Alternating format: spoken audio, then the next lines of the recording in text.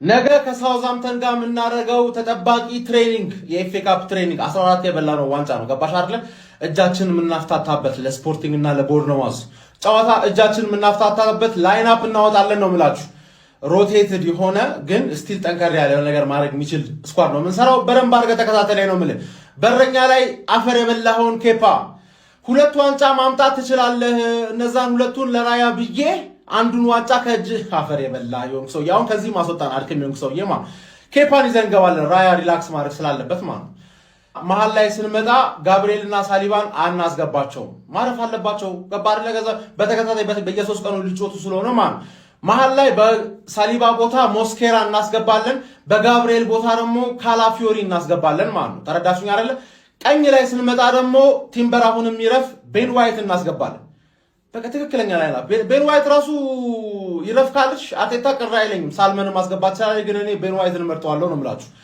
ግራ ላይ እኔ ሚድፊልድ ላይ ሉዊስ ኬሊን ብናየው በጣም ደስ ይለናል፣ ግን ሂንካፔ ማረፍ ስላለበት ግዴታ ሉዊስ ኬሊ ሌፍት ባክ ላይ ይጫወታል ማለት ነው። ኧረ በፈጠረሽ ሉዊስ ኬሊ ሚድፊልድ ላይ እንድትገቢ ሆነን አርቴታ ነው ነገር የራቆት ፎቶ ምናምን ያገኝበት አንቺ አርክ የሚሆንሽ ሰውዬ ማለት ነው።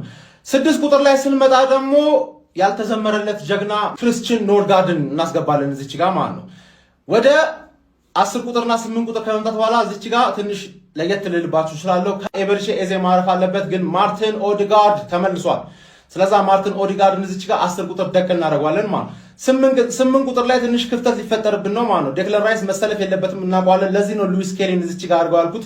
ሂንካፔ ካልተጎዳ ሂንካፔን እዛ ጋር ሉዊስ ኬሊን እዚች ጋር ብታደርገው ቅር አይለኝም። እንደውም አስፈላጊ ከሆነ ጋብሪኤልን መሃል አስገብተህ ካላፊዮሪን ወደ ግራ አድርገህ ሉዊስ ኬሊን ሚድፊልድ ላይ አጫውተው። በቃ ግዴታ ሐሳቤን ቀይሬያለሁ። ሉዊስ ኬሊ ግዴታ፣ ምክንያቱም ኤዜ ተጎድቷል። ቡካዮ ሳካን እንፈልገዋለን፣ ለቦርንማውዝ ጨዋታ እንዲያርፍ እንፈልጋለን። መሃል ላይ ሚድፊልድ ላይ 10 ቁጥር እሱን አሳትፈን 8 ቁጥር ኦዲጋርድን ማድረግ አይነፋም። ስለዛ ኦዲጋርድ በደም ሻይን ያደርጋል። ሉዊስ ኬሊ ደግሞ የዴክለር ራይስን ቦታ መሸፈን ይችላል ብዬ ስለማስብ ሉዊስ ኬሊን ወደዚህ አምጥቼዋለሁ። እዛች ጋር ካላፊዮሪ ግባና መሃል ላይ ጋብሪኤልን አጫውተው። ከዛ ሰከንድ ሃፍ ላይ ደግሞ ሂንካፔን በአንዳቸው መቀየር ትችላለህ። ጋብሪኤል ተከላካይ ስለሆነ ያን ያህል አይደክምም ብለን እንገምታለን። ከፈለክ አካዳሚ ተጫዋች ሳልመን ምናምን ማምጣት ትችላለህ። ኖርማል ኖርምዬ። ወደ አጥቂዎቻችን እንመጣለን ማለት ዊንግ ላይ ቡካዮ ሳካ ማለት ነው። ግን ማክስ ዳውመንን ብታስገባው ምንም ቅር አይለኝም። ማክስ ዳውመን ገባ ይድ እንደውም ማክስ ዳውመን ስታት ያልክ ያራጅዬ ልጅ ነው። በዚህ በኩል ደግሞ ስንመጣ ደግሞ ከፕሪሚየር ሊግ ውጪ የሚችለው ማርቲኔሊን መሃል ላይ እናደርገዋለን። ከዛ በኋላ አጥቂ ላይ ጋብሪኤል ጄሱስ፣ ምክንያቱም ያው መጨረሻ ላይ ሊለቅ ስለሆነ እዚች ጋር ገብተህ 4-0 ያልሆነን ጨዋታ እንዴት ማሸነፍ እንደምትችል ታሳየናለህ ብለን እንጠብቃለን። አንተ አድከም የሆንክ ብራዚላዊ ማለት አሻማቀ ወደዚህም እያሻማቀህ እኛንም አሻማቀህ ግደለን። ቀለል ያለ ትሬኒንግ እናሸንፋለን። አርሰናላውያን እንኳን ደስ አላችሁ። ዛሬ ማለት ነው ሞቅ ያለ አቀባበል ነው የምፈልገው። ኮፒ ሊንክ ሞቅ ያለ ኮሜንት ላይ ገብታችሁ እንኳን ደህና መጣ አክቲቪስት ምናምን ሼሩ በደንብ የጦፈ ነው የምፈልገው። በተለይ አካውንቴ ላይ ገብታችሁ ቅጥቅጥ አድርጋችሁ ኮፒ ሊንክ በደንብ እፈልጋለሁ። ረጅም ጊዜ ቆይታ በኋላ በጣም ረጅም ነው፣ ቀኑን ልገልጸው አልችልም። በኋላ አርሰናላችን ቅዳሜ ልንመለከተው ነው ከሳውዛምፕተን ጋር የኤፍኤ ካፕ ጨዋታ አለን። ታዲያ ከዚህ ጨዋታ በፊት አሰልጣኝ አርቴታ ጋዜጠኞች ለቀረቡለት ጥያቄ ሀሳብ አስተያየቱን ሰጥቷል። ምን እንዳለ እኔ እንደተለመደው በአጭሩ በበረራ አስቃኛችኋለሁ። እናንተ ፎሎ፣ ላይክ፣ ሼር፣ ኮፒ ሊንክ አድርጋችሁ ለጀማ ታዳርሳላችሁ ማለት ነው። ገባችሁ? ይመቻችሁ። ወደ መረጃው ሳቀናላችሁ። አርቴታ አስቀድሞ የቀረበለት ጥያቄ የተጫዋቾቻችን የጤንነት ሁኔታን ይመለከታል። እሱም እንዳለው ከሆነ ኑኖ ማዱኬ እንዴት ነው ተብሎ ነበር። ማዱኬ በጥሩ ጤንነት ላይ ይገኛል። ልጁ በጣም ከባድ ጉዳት እንዳጋጠመው አስበው ነበር፣ ግን ከትንሽ ቀናቶች በኋላ ወደ ጥሩ ቦታና ልምምድ ሊመለስ እንደሚችል ነው የገለጸው። ሌላው ለአርቴታ የቀረበለት ጥያቄ ከብሔራዊ ቡድን ካምፕ አቋርጦ የመጡ 10 ተጫዋቾቻችን ደህንነታቸው እንዴት ነው ተብሎ ነበር። እሱ በቀጣይ ሳምንት በምናደርገው ልምምድ ላይ ትመለከታለህ ሲል ምን ላይ ሰጠ። ከዛ በተጨማሪም ቲምበር እና ኦዲጋርድ ራይስ ማለት ነው ለሳውዛምፕተኑ ጨዋታ ሙሉ ለሙሉ ዝግጁ እንደሆኑም ገልጾልናል። ጀምአው ኤዜና ሂንካፔ ግን ከሜዳ እንደሚርቁ ነው የገለጸው። ጀምአው ለምን ያህል ጊዜ ከሜዳ ይርቃሉ የሚለውን ግን ግልጽ አድርጎ ማስቀመጥ አልቻለም። ጀምአው በቀጣይ ቪዲዮ ደግሞ ሌሎች ስለ ጨዋታው ያነሳቸውን ሀሳቦች ይዤላችሁ መመጣ ይሆናል። ግን አቀባበላችሁን አይቼ ነው ሞቅ ደመቅ ሸብረቅ ማለት አለበት። ኮፒ ሊንክ ሼሩ በደንብ መጥፋት አለበት። ጀምአው አካውንት የለጥ ስላለ ይመቻችሁ። በነገራችን ላይ በዚህ ሳምንትም ማንቸስተር ዩናይትድ አይጫወትም። ኤፍኤ ካፕ ስለሆነ ኤፍኤ ካፕ ላይ የለበትም። ማንቸስተር ዩናይትድ ተሰናብቷል ከኤፍኤ ካፑና አንዳንዶች እንዲሁም ያው እንደ ጨዋታም እያነሱ ነበረ።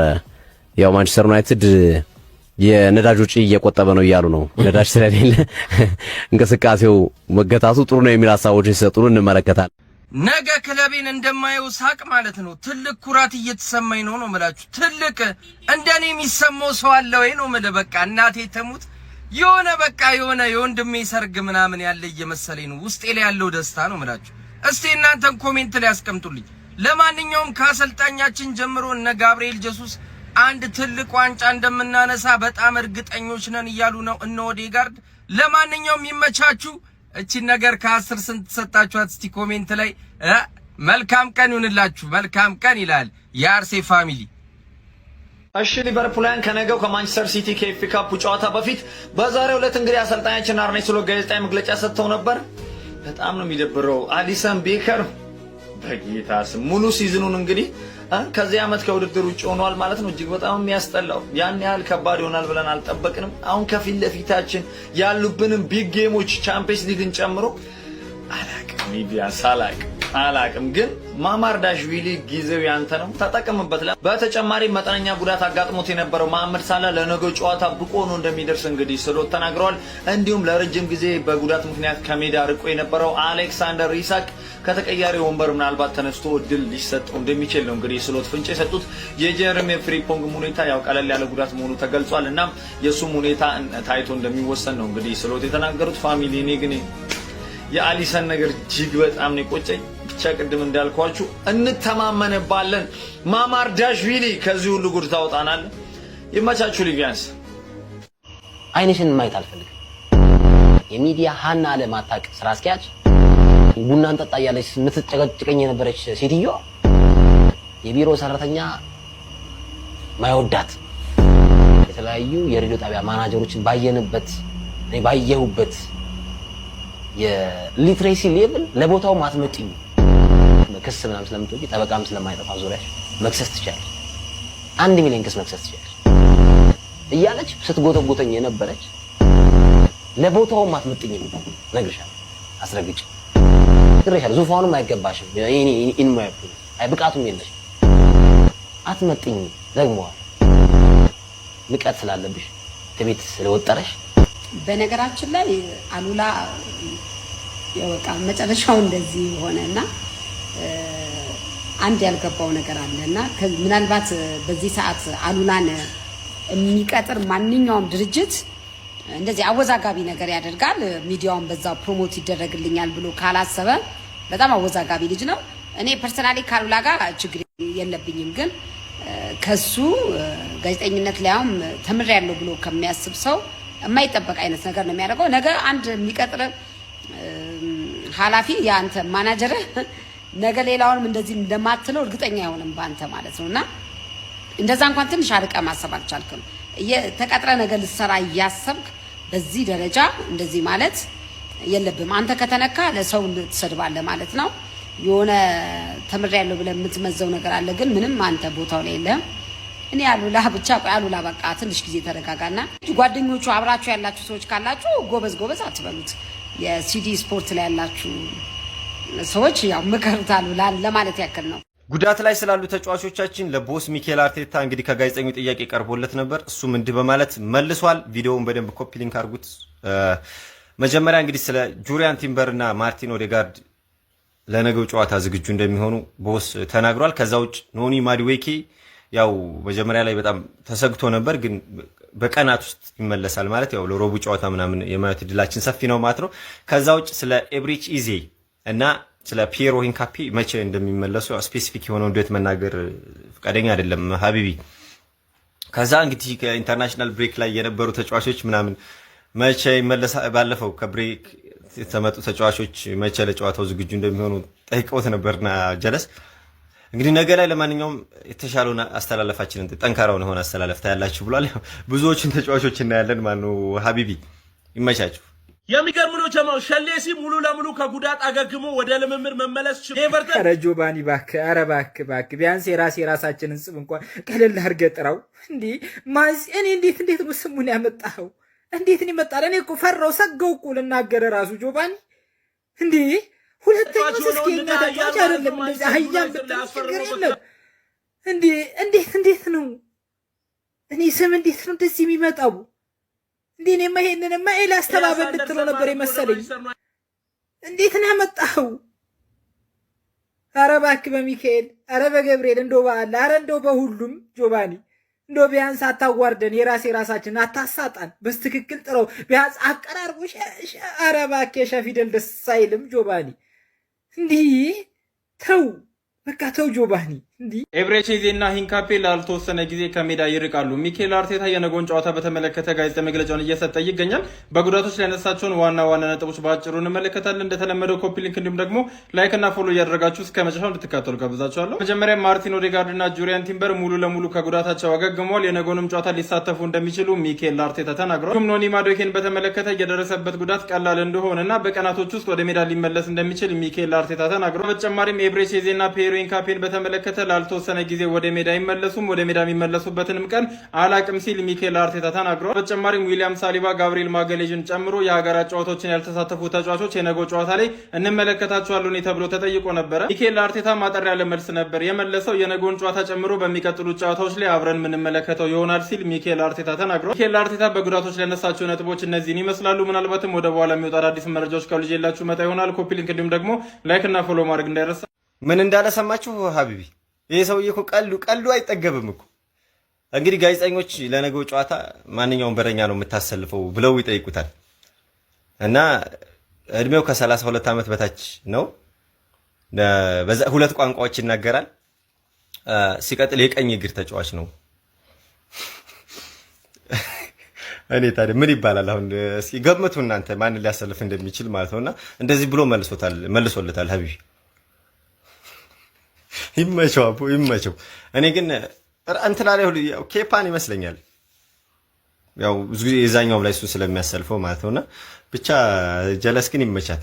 ሊቨርፑሎች ማለት ነው የኢዛክ መመለስ ገና ሰለብሬት አድርጎ ሳይጨርሱ ማለት ነው አሊሰን ቤከር እስከ ሲዝኑ መጨረሻ ድረስ ተጎዳባቸው። በጣም የሚያሳዝን ዜና። ሌላ በዚህ ሳምንት የሚያሳዝን ዜና መስማት ማፈልጉ ከሆነ እዚህ ታች ላይ ማስቀምጠላችሁ ማለት ነው የሞአዝ ቻሌንጅ የተሰጠው ማለት ነው የሴፍ እንትን አካውንት ማስቀምጠላችኋለሁ። እየገባችሁ 10 ምናምን ሺህ ፎሎወር ነው የቀረው ማለት ነው። የፈጠነ በሁለት ቀን ውስጥ 100 ሺህ። አሁን ይሄንን መተውት ሰዎች በሙሉ የገባችሁ ፎሎ አድርጉት ማለት ነው። እሺ ይቺኛዋ ደግሞ ዘንድሮ ሻምፒየንስ ሊግ ሊቨርፑል ኦር አርሰናል ግዴታ አንዱ መብላት አለበት ብትባል ማንን ትመርጣለህ? አቡዬ መብላት ከሆነ እኔ አፈር እበላለሁ። እኔ አፈር እበላለሁ። ቀላል ነገር መሞት እኮ አለ እኮ ብዙ እኮ። አሁን ለሁሉም ነገር ምን አለ ማለት ሶስተኛ ኦፕሽን አለ። ሶስተኛ ኦፕሽን ምንድነው? ሞት ነው። እና ሞት ደግሞ ደስ የሚል መሞቴ ላይቀር ይሄንን አይቼ ከመሞት ሞቼ ቢሆን አይሻለኝም እንዴ? ስለዚህ ሊቨርፑልም ባይብሎ አርሰናልም ባይብሎ እኔ አፈር ልብላ ነው በቃ። እስቲ ምን አስተፋሽ ቢልኩ ጭራሽ ኤክስፔክት አላደረኩም ነበር። አይ እንጂ ኤክስፔክት ማድረግ ያለብህማ ይሄ ነው። አይኔ ያያ ወያላ ማይበላ አሮጊታ በቃ ሻስ በቃ አይሆንም። እስቲ ኮሜንት ሴክሽን ላይ ሀሳባችሁን አስቀምጡልኝ። በእንግሊዝ እግር ኳስ የምንጊዜም ውዱ ተጫዋች ወደ ሜዳ ተመልሰዋል። አሌክዛንደር አይዛክ ስዊድናዊ የአጥቂ መስመር ተጫዋች ከ103 ቀናት በኋላ ወደ ልምምድ መመለሱንና ሙሉ የሜዳ ላይ ልምምድ መጀመሩን የመረጃ ምንጮች እየጠቀሱ ይገኛሉ። የሊቨርፑል አሰልጣኝ አርነ ስሎትን በአስተያየታቸው እንደገለጹ ከሆነ ይህ ተጫዋች ከረጅም ጊዜ ጉዳት ቆይታ በኋላ ወደ ሜዳ ተመልሶ በአግባቡ ልምምዱን እያከናወነ እንደሆነ ጠቅሰዋል። አሌክዛንደር አይዛክ ከጥቂት ቀናቶች በፊት ቪክቶር ኮሬሽ ባስቆጠራት የማሸነፊያ ጎል አማካኝነት አገሩ ስዊድን ወደ ዓለም ዋንጫ መግባቷን በሚመለከት ሀሳቡን የሰጠ ሲሆን ለኮሬሽ ምስጋናውን በማቅረብ እኔም መጥቻለሁ፣ ለዓለም ዋንጫው እቀላቀላለሁ የሚል አስተያየቱን ሰጥተዋል። አሌክዛንደር አይዛክ በክረምት የዝውውር መስኮት ኒውካስል ለቆ ወደ ሊቨርፑል ሲያመራ 150 ሚሊዮን ዩሮ አካባቢ የተከፈለበት ሲሆን ይህም በእንግሊዝ እግር ኳስ የምንጊዜም ታሪካዊው ውዱ ተጫዋች አድርገዋል። አይዛክ በቀጣይ ሳምንት በአውሮፓ ሻምፒዮንስ ሊግ ሊቨርፑል ፓሪስ ሰን ጀርመንን በሚገጥምበት ጨዋታ ተቀያሪ ወንበር ላይ የመቀመጥና በጨዋታው የመሳተፍ ዕድል እንዳለውም የመረጃ ምንጮች እየጠቀሱ ይገኛሉ። ሊቨርፑል ነገ በኤፍኤ ካፕ ተጠባቂ ፍልሚያ ማንቸስተር ሲቲን በኢታር ስቴዲየም የሚገጥምበት ጨዋታ በጉጉት የሚጠበቅ ይሆናል። የአይዛክ መመለስ የአርነ ስሎት ቡድን በዘንድሮው የውድድር ዓመት እያሳየው ከሚገኘው ደካማ አቋም አንጻር ምናልባትም ጠቃሚ ሊሆን እንደሚችል እየተገመተ ይገኛል። አይዛክ በሊቨርፑል ሕይወት አልሰመረችለትም። ጥሩ አጀማመርም አላረገም። ጉዳትም በዛ ላይ ተጨምሮ የተጫዋቹን እንቅስቃሴ አዳክሞት እየተመለከትነው እንገኛለን። ከዚህ በኋላስ አይዛክ ወደ አቋሙ የሚመለስ ይሆናል? አብረን እንመለከታለን። ሐሳብ ስጡበት። የፕላስ ምልክቱን በመጫን ፎሎ ያድርጉ። ይህ ትረታ ስፖርት ነው። መልካም ድፍን ዓለምን እያስገረመ የሚገኝ ተጫዋች ነው። በርካታ እግር ኳስ አፍቃሪያንን በአግራሞት ባርናቆት እጃቸውን አፋቸው ላይ እንዲጭኑ እያስገደደ የሚገኝ አስገራሚ ተጫዋች። ስንቶቻችሁ ይህንን ተጫዋች ታውቁታላችሁ? ክሪስቲያን ኮቫኒ ይባላል። የተወለደው እንደ ፈረንጆቹ አቆጣጠር 2006 ዓመተ ምህረት ላይ ነው። አሁን ላይ 19 ዓመቱ ነው። 1 ሜትር ከ89 ሴንቲሜትር ይረዝማል። በጣም ረጅም የሚባል ተጫዋች አይደለም፣ ግን ነፍስህን ነው የሚያስጨንቃት ነው ምልህ። ድሪብል ሲያደርግ ጥቁሩን ይማር በሉት። አስገራሚ ተጫዋች ነው። በጀርመን ቡንደስሊጋ በሊቨርኩሰን ቤት ዓለምን እያስደመመ ይገኛል። ይህ ተጫዋች በሊቨርኩሰን እና በአርሰናል መካከል በተደረገው ጨዋታ ማንነቱን በደንብ አድርጎ ያሳያችሁ ይመስለኛል። ሳሊባን ጭምር ፈትኖት ማለት ነው። እና ይህ ተጫዋች በጣም የሚያስገርማችሁ መሸጫ ዋጋው ራሱ 40 ሚሊዮን ዩሮ ነው። እናም ይህ ተጫዋች አርሰናል ሊቀላቀል እንደሚችል እየተነገረ ይገኛል። ጠንከር ባሉ ሚዲያዎች ባይወጡም በታብሌው ደረጃ ስሙ ከአርሰናል ጋር ተገናኝቷል። አርሰናል ይህንን ተጫዋች በዚህ ገንዘብ አስፈርሞት ማለት ነው።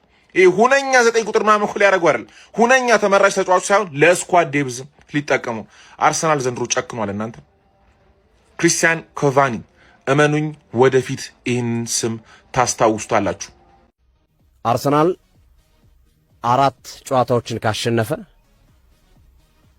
በሚቀጥሉ ጊዜያቶች በታሪኩ ለመጀመሪያ ጊዜ ሚካኤል አርቴታ በአንድ የውድድር ዓመት ብዙ ጨዋታ ያሸነፈው አሰልጣኝ ሚካኤል አርቴታ ተብሎ በታሪክ ይሰፍራል። 4 ጨዋታ ካሸነፈ 1971 ላይ 41 ጨዋታ ነው ያሸነፉት። ለማስተካከያ 41 ጨዋታ 3 ጨዋታ ነው የሚቀራቸው ሪከርዱን ለመጋራት።